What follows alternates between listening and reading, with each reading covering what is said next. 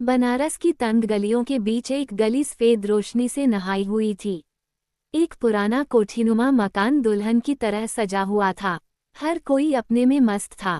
पंडित जी पूजा की तैयारी में मग्न थे, बच्चे खेल रहे थे, सजी धजी महिलाएं आपस में एक दूसरे को अपने गहने और साड़ी दिखाने में मशगूल थीं। तभी एक सुंदर सी रौबदार महिला वहां पहुंची और चिंता जताते हुए बच्चों से बोली, अरे तुम लोगों ने शेखर को बुलाया कि नहीं? भागकर जाओ और जल्दी से शेखर को बुलाकर लाओ, मुहूर्त निकला जा रहा है। तभी एक सुंदर युवक पीला कुर्ता सफेद पायजामा पहने हुए आंगन में पहुंचा। माँ, आपका शेखर हाजिर है, कहते हुए उसने माँ के गले में बाहें डाल दी। माँ ने बड़े प्यार से शेखर को देखा और बोली, कितना सुंदर लग रहा है मेरा बेटा, इसे काला टीका लगा दो, नहीं तो किसी की बुरी नजर लग जाएगी। आज शेखर की शिखा के साथ शादी है। बड़ी धूमधाम से दोनों का विवाह संपन्न हुआ। शिखा की सास तो शिखा जैसी सुंदर और सुशील बहू पाकर धन्य हो गई।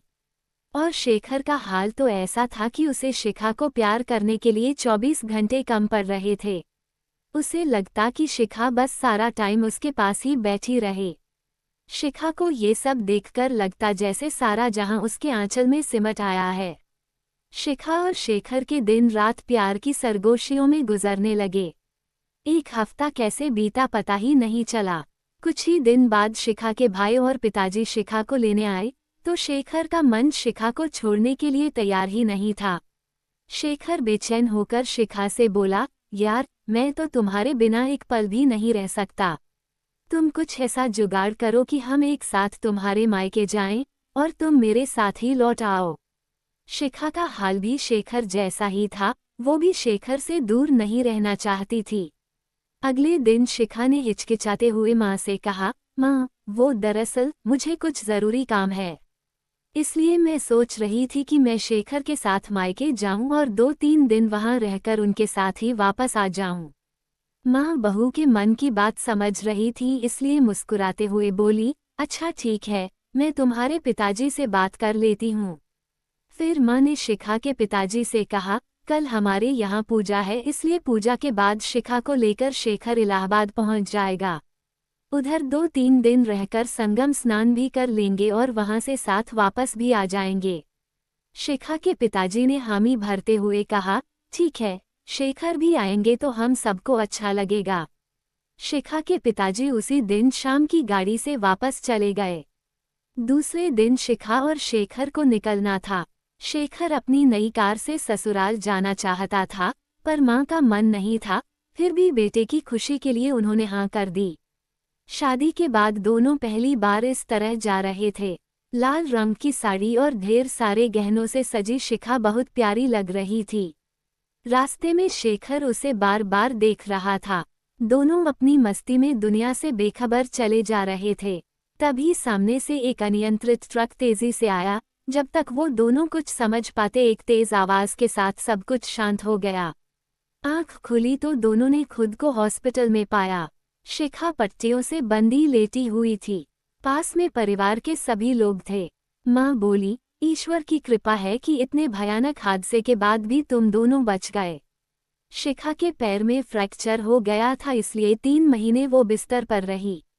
इस दौरान शेखर और माँ ने उसकी बहुत सेवा की। उसके बाद सब सामान्य हो गया। शादी के 3 साल बाद भी जब शिखा की तरफ से कोई खुशखबरी नहीं मिली, तो माँ कुछ अधीर सी होने लगी। माँ के कहने पर दोनों डॉक्टर से मिले और उन्हें बहुत सारे मेडिकल टेस्ट कराने पड़े। सारी रिपोर्ट देखने के बाद डॉक्टर ने कहा, लगता है शिखा को कभी गहरी चोट लगी थी, जिसकी वजह से वो अब माँ नहीं बन सकती। डॉक्टर की बात सुनते ही दोनों जैसे जड़ हो गए। डॉक्टर ने दोनों की मनस्थिति को समझते हुए कहा, परेशान क्यों होते हो? आज मेडिकल साइंस इतना आगे बढ़ गया है कि कोई भी स्त्री माँ बनने का सुख ले सकती है। आपको ऐसी कई सरोगेट मदर मिल जाएगी जो आपके बच्चे के लिए अपनी कोख किराए पर दे देगी। डॉक्टर की बात सुन एक उम्मीद लिए शेखर घर वापस आया और सबसे इस बारे में बात की। बाकी लोग तो राजी थे, लेकिन माँ को इस बात से सख्त ऐतराज था। माँ ने गुस्से में कहा, साइंस ने तो आज माँ और ममता दोनों को बेच दिया है। अरे वो हमारे वंश का थोड़े ही कहलाएगा, उसमें किसका खून होगा, किसके संस्कार आएंगे। माँ ने एक सांस में कई प्रश्न पूछ डाले, साथ ही ये ऐलान कर दिया कि हमारे घर में ये सब गलत काम नहीं होगा। माँ के फैसले ने उन दोनों की उम्मीद पर पानी फेर दिया। दोनों अब बहुत उदास रहने लगे थे। शेखर अब शराब पीने लगा था, ऑफिस से घर देर से आने लगा था। शिखा से शेखर की ऐसी हालत देखी नहीं जा रही थी, लेकिन वो चाहकर भी कुछ नहीं कर पा रही थी। फिर एक दिन डॉक्टर का फोन आया। उन्होंने बताया कि वो एक ज़रूरतमंद औरत को जानते हैं जो उन्हें अपनी कोख किराए पर दे सकती है। डॉक्टर के फोन से मानो दोनों को नई जिंदगी मिल गई। शेखर थोड़ा हिचकिचा रहे थे, लेकिन शिखा ने फैसला कर लिया था कि वो मातृत्व के इस सुख को हासिल करके रहेगी। काफी विचार विमर्श के बाद दोनों ने ये तय कर लिया कि वे अगले दिन सुबह डॉक्टर के क्लिनिक जाएंगे और उस औरत से मिलेंगे। दूसरे दिन जब दोनों क्लिनिक पहुंचे तो डॉक्टर ने उनका परिचय सीमा से कराया। 29-30 साल की वो युवती भले घर की लग रही थी। शिखा, ये है सीमा, जो आपके बच्चे के लिए सरोगेट मदर बनने को तैयार है। और डॉक्टर की बात बीच में ही काटते हुए शिखा बोली, डॉक्टर, मैं इनसे अकेले में बात करना चाहती हूँ। जरूर, आप दोनों बातें कीजिए, तब तक मैं शेखर से भी बात कर लेता हूँ। सीमा के पास बैठते ही शिखा ने उससे एक साथ कई सवाल पूछ डाले। सीमा, आपके घर में कौन कौन लोग हैं? आपके बच्चे कितने हैं? आपको क्या आवश्यकता पड़ी जो आपने यह फैसला किया? सिर झुकाए बैठी सीमा ने बुदबुदाते हुए कहा, मेरे घर में पति और एक 10 वर्ष का प्यारा सा बेटा है। मेरे पति एक प्राइवेट कंपनी में नौकरी करते थे, मगर कंपनी घाटे में जाने के कारण कर्मचारियों की छटनी कर दी गई, जिसमें हमारे उनका भी नाम आ गया। छोटी नौकरी और जिम्मेवारी ज्यादा होने के कारण हमारे पास कुछ भी जमा पूंजी नहीं है। नया कारोबार तथा नया जीवन चलाने के लिए पैसा तो चाहिए ही। बेटे की पढ़ाई भी मुश्किल में आ गई है। मैं डॉक्टर साहब के घर के पास ही रहती हूँ। इनसे हमारे दुख छिपे नहीं हैं। इन्होंने ही आपके बारे में बताया और मुझे व मेरे पति को बहुत समझाया। शुरू में तो वो इसके खिलाफ थे, पर डॉक्टर साहब ने बताया कि अपना बच्चा पैदा करना और सरोगेसी से पैदा करने में बहुत फर्क है। मुझे लैब में तैयार भ्रूण को अपने गर्भ में डालना होगा और उसे पालना होगा। इस दौरान कोई गैर मर्द मुझे छुएगा भी नहीं। इसमें केवल मुझे शारीरिक तकलीफ होगी और बदले में 2 लाख रुपए मिलेंगे, जिससे हम नया काम शुरू कर सकेंगे। सिर्फ 9-10 महीनों में हमारा जीवन दोबारा पटरी पर आ जाएगा। शिखा चुपचाप उसकी बातें सुन रही थी।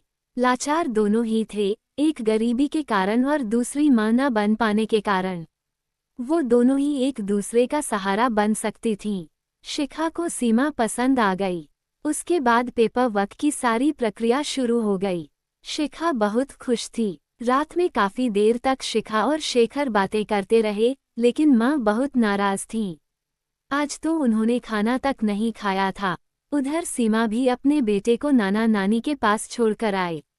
साथ ही उसने बेटे को कई हिदायतें भी दे डाली कि यहाँ रहकर किसी को परेशान मत करना, मैं कुछ दिनों में वापस आ जाऊंगी।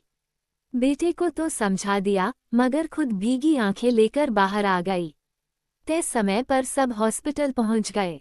वहां पर सीमा की पूरी जांच हुई। उसके बाद शिखा शेखर के भ्रूण को सीमा के गर्भ में प्रत्यारोपित कर दिया गया। इसके बाद सब शहर छोड़कर हिल स्टेशन चले गए। इस दौरान शिखा इसी कोशिश में रहती कि सीमा खुश और उनके परिवेश में रहे। शिखा ने उसके कमरे में शेखर के बचपन की खूब सारी फोटो टांग दी, लेकिन जब भी सीमा के पास उसके बेटे और पति का फोन आता तो वो उदास हो जाती। उसे ये 9 महीने काटना बहुत मुश्किल लग रहा था। शुरू में उसके पति मिलने आते थे, लेकिन धीरे धीरे उन्होंने भी आना कम कर दिया। सीमा वर्तमान से ज्यादा भविष्य के रिश्तों पर चिंतित रहने लगी थी। इसी चिंता में उसने पति को फोन लगाया तो जवाब मिला, अब मैं मिलने नहीं आऊंगा। तुम अपना किराए का मकान खाली करके खुद ही आ जाना। अब तो मैं तुम्हारा हाथ भी नहीं पकड़ सकता, दम घुटता है वहां मेरा। सीमा का पक्ष सुने बिना ही उसके पति ने फोन काट दिया। सीमा की आंखों से आंसुओं की धार बहने लगी, मगर जब गर्भ के अंदर से 4 महीने के शिशु ने हरकत शुरू कर दी तो सीमा के मन में मकान मालिक की बजाय मां के भाव जागने लगे। वो उसकी हरकतों पर ध्यान देने लगी, उसे बच्चे पर प्यार आने लगा। अपने पेट पर दोनों हाथ रखकर वो घंटों उससे बातें करती रहती।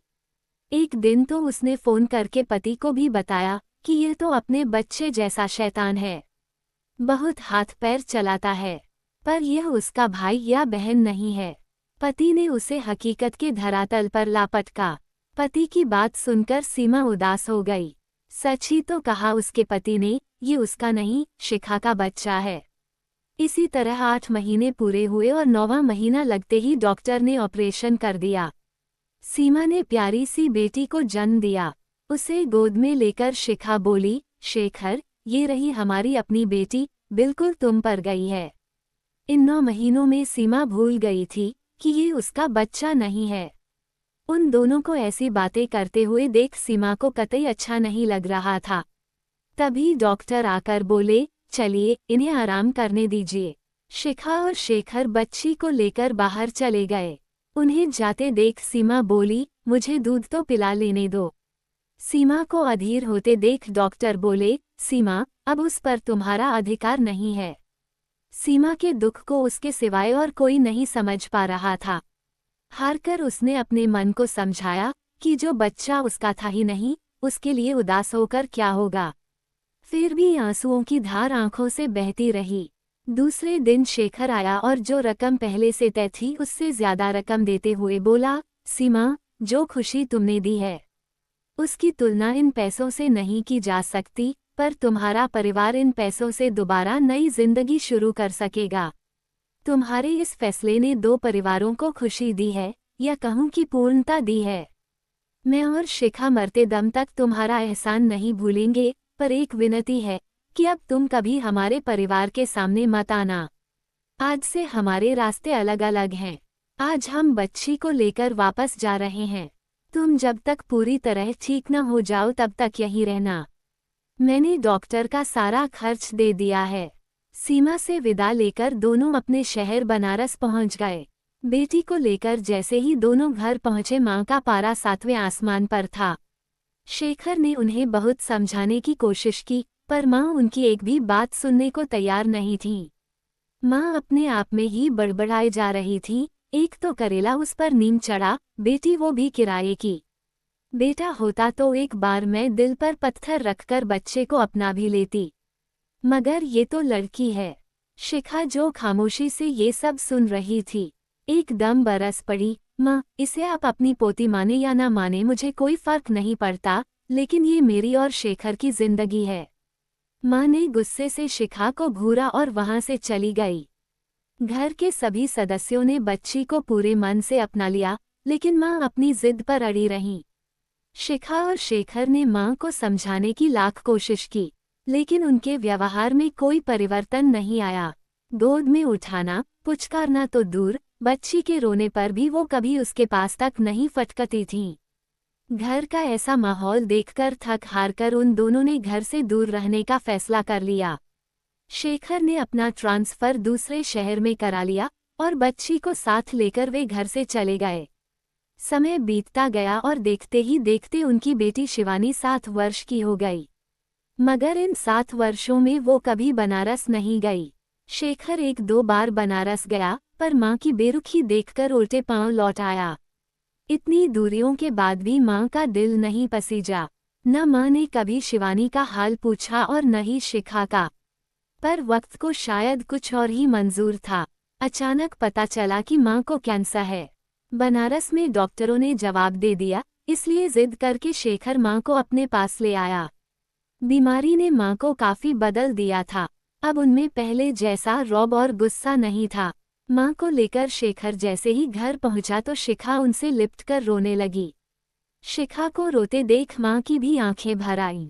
आंसुओं से जो पुराना विष दोनों के अंदर था वो बह गया और एक बार फिर उनका पुराना रिश्ता जीवंत हो उठा।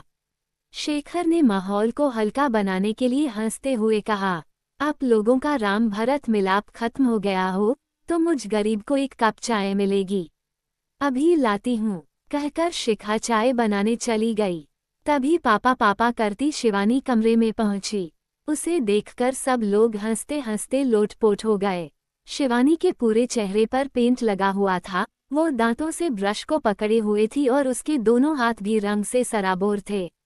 शिवानी को देखकर आज माँ को गुस्सा नहीं बल्कि प्यार आ रहा था। माँ को शिवानी में शेखर का बचपन दिखाई दे रहा था। शिवानी को गोद में उठाते हुए माँ बोली, ये तो बिल्कुल शेखर जैसी है। शेखर को भी पेंटिंग का बहुत शौक था, वो भी बचपन में ऐसे ही पेंट से रंगा होता था। शिवानी को भी दादी का साथ बहुत भाता, वो हर पल दादी दादी करती उनके आगे पीछे दौड़ती रहती। इस दौरान अच्छे अस्पताल में माँ का इलाज होता रहा और धीरे धीरे उनकी सेहत सुधरने लगी। दवा का असर और शिवानी का प्यार माँ को जल्दी ठीक करने लगे थे। माँ और शिवानी को एक साथ देखकर दोनों बहुत खुश होते। फिर वो दिन भी आ गया जब माँ को वापस बनारस जाना था। वहाँ उनके बिना सब अस्त व्यस्त हो गया था। माँ को जहाँ एक तरफ वापस जाने की खुशी थी, वहीं शिवानी से बिछड़ने का भी दुख था। लौटते समय माँ ने उन दोनों को बुलाकर कहा, बेटा, मैं तुम दोनों से माफ़ी मांगना चाहती हूँ और उस औरत का शुक्रिया अदा करना चाहती हूँ जिसने हमारी शिवानी को जन्म दिया। मैं गलत थी, न तो किराए की कोख होती है और न ही किराए की बेटी। बेटी हो या बेटा, वो बस अपने माता पिता की संतान होती है। जन्म लेने की प्रक्रिया चाहे कुछ भी हो, महत्वपूर्ण यह है कि तुम दोनों को संतान का सुख मिला। फिर हमारे ग्रंथों में भी तो अन्य साधनों से संतान सुख प्राप्त करने का वर्णन है। फिर आज के समय में सरोगेट से संतान पाना कैसे गलत हो सकता है? इससे दो परिवारों को खुशी मिलती है। ये किराए की बेटी कैसे हो सकती है? ये तो शिवानी है, शेखर की बेटी, अपने शेखर की अपनी बेटी।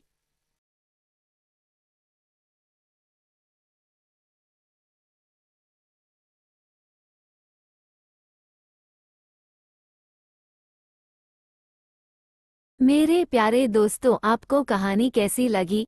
कहानी अच्छी लगी हो तो लाइक कीजिए, शेयर कीजिए और चैनल को सब्सक्राइब करना ना भूले। कहानी सुनने के लिए आपका धन्यवाद।